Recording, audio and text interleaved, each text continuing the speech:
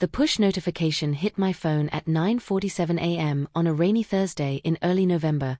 Performance review discussion. Location: Boardroom A. Private. Attendees: Victoria Langford, CEO. Marcus Hale, Head of HR. Me. I stared at it until the screen dimmed. In my 15 years at Apex Pharma Logistics, a solid mid-tier distributor of specialty drugs, I'd seen that exact invitation land in 7 other inboxes. Vague title. Top floor room. HR tag-along. It was the polite corporate way of saying pack your things.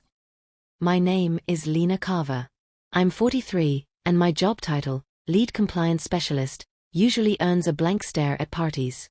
I make sure refrigerated biologics never leave the cold chain. I chase missing batch records. I sign off on forms that keep the DEA from padlocking our warehouses. It's invisible work until it isn't, and then it can cost the company 8 figures and someone their license. I didn't panic. I'd felt the chill coming for months. Ever since Victoria arrived with her transformative growth mandate and started replacing seasoned managers with cheaper, faster hires who thought regulations were suggestions. I finished the deviation report I was on, saved it to my encrypted drive, and drank the rest of my cold coffee. Then I cleared the family photos from my drawer. Not superstition, just pattern recognition. At 3:55 p.m., I walked toward Boardroom A. The floor had gone quiet. People suddenly needed to study their shoes when I passed. Halfway there, I heard the unmistakable chirp of the badge printer at reception. 3 quick bursts. Unscheduled visitors. Through the glass I saw them, 2 men and a woman in navy suits. The woman's lanyard caught the light. Gold seal, Department of Justice, Drug Enforcement Administration. One man carried a metal case that looked like it held subpoenas instead of sandwiches. The receptionist's voice cracked over the intercom. DEA agents here. Asking for the compliance lead. They say it's immediate. My heart didn't race.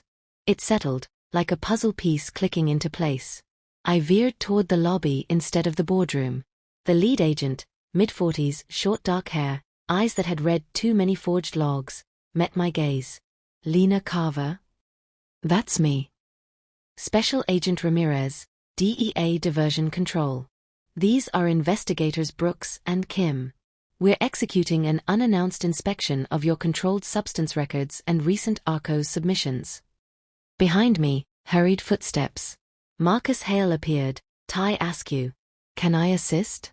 We weren't expecting. Unannounced means unannounced, Ramirez cut in, voice calm and absolute. We'll start with Ms. Carver. I led them to the small compliance library down the hall. Ramirez took the head seat, flipped open a folder, and slid our latest quarterly report across the table.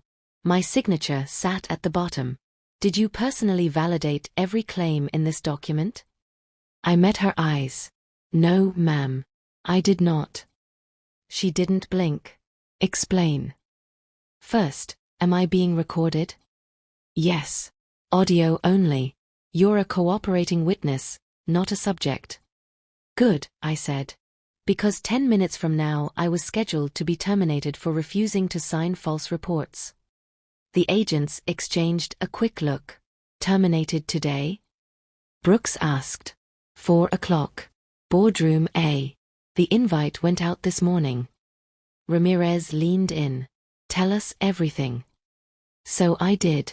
I told them how Victoria's new ops director had ordered warehouse staff to clear temperature excursions without investigation. How training records were backdated. How a partial security assessment was submitted as complete because optics matter more than perfection. I opened my laptop and walked them through 4 months of emails, my warnings, their brush-offs. Let's not let perfect be the enemy of progress. Trust the team's professional judgment. We need yes people in a growth phase. By the time I finished, the room felt colder. Ramirez closed the folder. This is evidence of systemic falsification. Serious. Exposure for the company. None for you, you pushed back and documented it. What about my job? I asked. Any adverse action now would be retaliation. That's a separate felony. We'll make that clear upstairs. A sharp knock.